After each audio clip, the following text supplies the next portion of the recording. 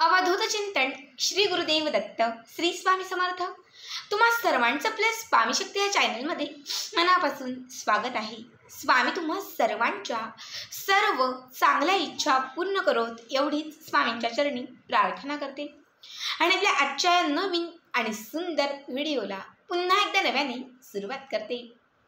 बघताना बघा 9 एप्रिल मंगळवार अत्यंत महत्त्वाचा आणि विशेष दिवस, ज्या दिवसाची आपण संपूर्ण वर्षभर अगदी आतुरतेने वाट बघत असतो, तो म्हणजे गुढीपाडव्याचा दिवस।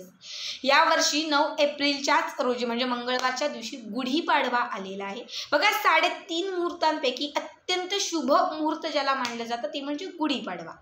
गुढीपाडव्याच्या दिवशी यावर्षी सर्वार्थ सिद्धी योग, अमृत योग यांसारखे सर्व शुभ योग एकत्र आलेले आहेत। त्यामुळे हा जो दिवस आहे हा उपाय आणि सेवा करण्यासाठी अत्यंत महत्त्वाचा आणि विशेष आहे।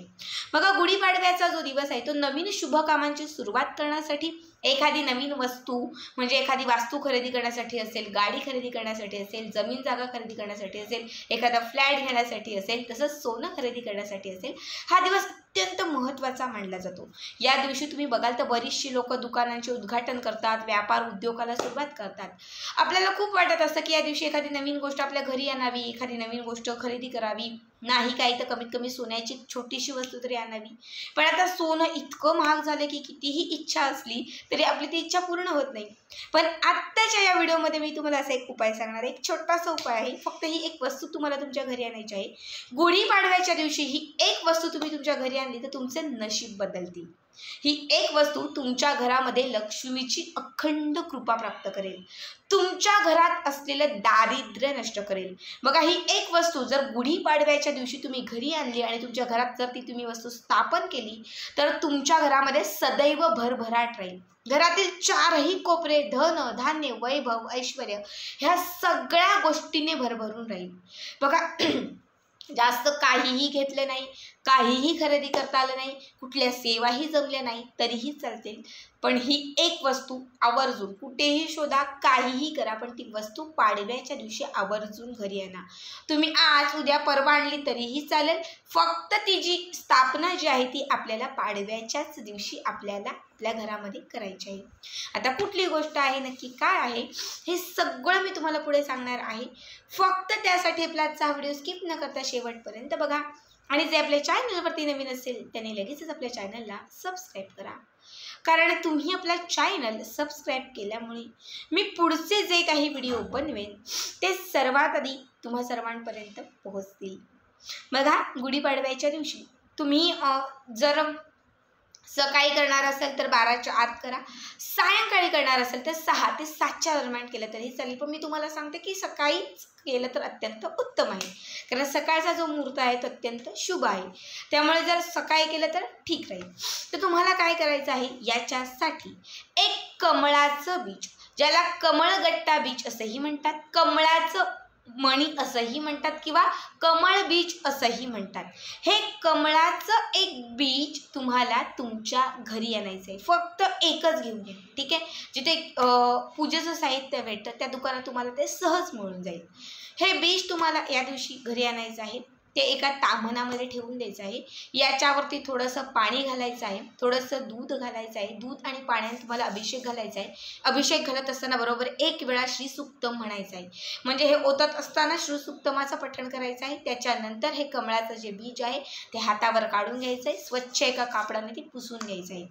याच्यानंतर एक छोटी प्लेट घ्यायची आणि त्या प्लेटमध्ये तुम्हाला थोडेसे मुठभर तांदूळ घालायचे आहेत, एक मुठभर तांदूळ घालायचे आणि तांदळाच्या वरती एक सफेद किंवा पिवळा किंवा लाल रंगाचा कापडाचा तुकडा ठेवायचा आणि त्याच्यावरती हे जे कमळाचं बीज आहे ते ठेवायचं। या बीजला थोडंसं अत्तर लावायचं, ठीक आहे। कमळाच्या बीजला अत्तर लावायचं, याच्यावरती थोडं हळद आणि थोडंसं कुंकू अर्पण करायचं। त्याच्यानंतर 2 अगरबत्त्या प्रज्वलित करायच्या, कमळाच्या बीजला त्या अगरबत्त्या ओवाळायच्या, समोर शुद्ध तुपाचा दिवा लावून तो दिवाही ओवाळून घ्यायचा। इतकं करून झालं की त्याच्यानंतर तुम्हाला एका वाटीमध्ये, एका छोट्या वाटीमध्ये तुम्हाला 7 अख्ख्या लवंगा घ्यायच्या आहेत. बरोबर मोजून 7 लवंगा घ्यायच्या आहेत आणि या 7ही लवंगा सगळ्यात अगोदर घरातल्या 4ही कोपऱ्यांना टच करायच्या आहेत, म्हणजे स्पर्श करायच्या आहेत. घरातल्या 4ही कोपऱ्यांना लवंगा स्पर्श करून तुम्हाला त्या वाटीमध्ये ठेवायच्या आहेत. त्यातील एक लवंग उचलायचं, उजव्या हातावरती ठेवायचं, महालक्ष्मी अष्टकामाचं पठण करायचं आणि ते लवंग तुम्हाला त्या कमळाच्या बीजच्या समोर म्हणजे बाजूला ठेवून द्यायचं, म्हणजे त्या कापडावरतीच. पुन्हा दुसरं लवंग घ्यायचं, पुन्हा हातावरती ठेवायचं, महालक्ष्मी अष्टकामाचं पठण करायचं, पुन्हा ते जे लवंग आहे ते तुम्हाला तिथे ठेवून द्यायचे. असे 7ही लवंग महालक्ष्मी अष्टकामाचं पठण करत, इच्छित मनोकामना व्यक्त करत तुम्हाला तिथे अर्पण करायचे, म्हणजे ठेवून द्यायचे आहेत. त्यानंतर तुम्ही जर सकाळी हा उपाय केला तर दुपारभर संध्याकाळभर हे असंच ठेवून द्यायचं. रात्री 7:30 वाजले, बरोबर 7-7:30चा टायमिंग झाला की त्या दरम्यान काय करायचं, हे जे आपण कमलाचं बीज त्या कापडामध्ये ठेवलेलं आहे, जेव्हा ते हळद कुंकू उत्तर आपण लावलेलं आहे आणि ज्या 7 लवंगा ठेवलेल्या आहेत त्याला घट्ट गाठ मारायची आणि त्याची एक छोटीशी पोटली तयार करायची. आता ही छोटीशी जी पोटली तयार झालेली आहे त्या पोटलीला एक लाल रंगाचा रेशमी धागा गुंडाळायचा. कलावा बांधला तरीही चालेल किंवा रेशमी नुसतं लाल धागा भेटला तर उत्तम. दोघांपैकी काहीही तुम्हाला त्याला असं गुंडाळायचं आहे आणि ते गुंडाळून तुम्हाला ते असं पॅक करायचं आहे. ही छोटीशी जी पोटली आहे ही जी तयार झालेली ही तुम्हाला तुमच्या घराच्या मुख्य प्रवेशद्वाराला बाहेरच्या बाजूने उजव्या साईडला तुम्हाला लावून द्यायची आहे. समजा हा प्रवेशद्वार आहे, हा बाहेरचा भाग, हा आतला भाग. हा जो बाहेरचा भाग आहे या बाहेरच्या बाजूला तुम्ही आतमध्ये प्रवेश करत असताना जो उजवा भाग तुम्हाला लागेल त्या उजव्या भागालाही लटकवून द्यायची. आणि रोज येता जाता जेव्हा तुम्ही देवघरात पूजा कराल, घंटी वाजवाल, जेव्हा जे काही कराल त्यावेळेस जेव्हा तुम्ही अगरबत्ती ओळाल तेव्हा न चुकता त्या पोटलीला ती अगरबत्ती लावायची आणि ती अगरबत्ती देवघरामध्ये नेऊन लावायची. असं सलग तुम्ही 1-2 महिने तुम्हाला करायचं आहे. कधी 2-3 महिन्यांनी वाटलं की आता मला या उपायाचा रिझल्ट जो आहे तो खूप छान झालेला आहे, माझ्या घरामध्ये सुख समृद्धी याची भरभरून प्राप्ती झालेली आहे, घरात पैसा आलेला आहे, घरात संपत्ती आलेली आहे, सगळं काही आता माझं चांगलं झालेलं आहे.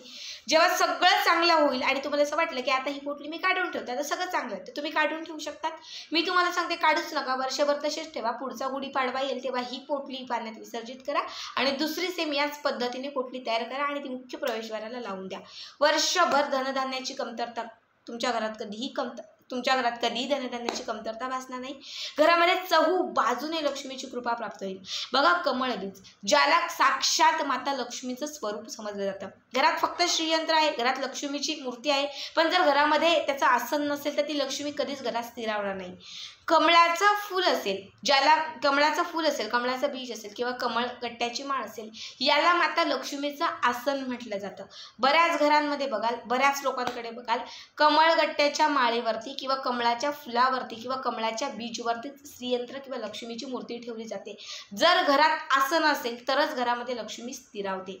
जेव्हा तुम्ही पाडव्याच्या दिवशी हा कमळगट्ट्याचा मणी आपल्या घरामध्ये आणाल, म्हणजे साक्षात माता लक्ष्मीचं आसन घरात आणाल आणि हे आसन जेव्हा तुम्ही अभिमंत्रित करून घरामध्ये स्थापन कराल त्या क्षणात तुमच्या घरात अखंड लक्ष्मीची कृपा प्राप्त होईल. घरात सदैव प्रत्येक कोपरा भरभरून राहील, कसलीही घरामध्ये कमतरता राहणार नाही. अत्यंत साधा आणि सोपा उपाय आहे बघा. सगळ्यांनी हा उपाय नक्की करा. आजचा हा व्हिडिओ कसा वाटला ते नक्की कळवा आणि असेच पुढचे व्हिडिओ पाहण्यासाठी चॅनलला सबस्क्राईब करा. श्री स्वामी समर्थ. जय जय स्वामी समर्थ.